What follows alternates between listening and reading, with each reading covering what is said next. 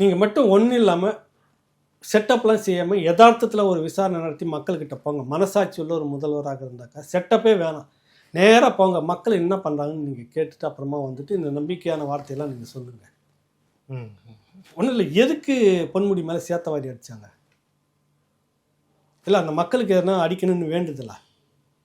உங்களுடைய நடவடிக்கை, உங்களுடைய செயல்பாடு, செய்ய வேண்டியது எதுவுமே செய்யலைன்றது என்னுடைய வெளிப்பாடு தானே வீசினாங்க.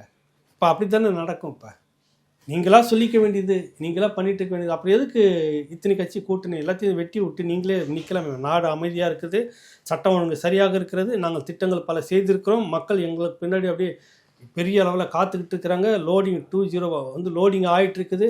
கூட்டணி இல்லாமல் நின்றுட எதுக்கு? எல்லாருக்கும் பிரித்து கொடுத்துட்டு தலைவலி உங்களுக்கு, சீட்டெல்லாம் பிரித்து கொடுத்து நீங்களே வச்சுக்கிட்டு நின்றுங்க. 20 லோடிங் ஆகுது இல்லைங்க, நம்பிக்கையாக சொல்கிறீங்கல்ல, கூட்டணி கழிச்சு விட்டுருங்க, வேணாம், நீங்கள் தனியாக நில்லுங்க.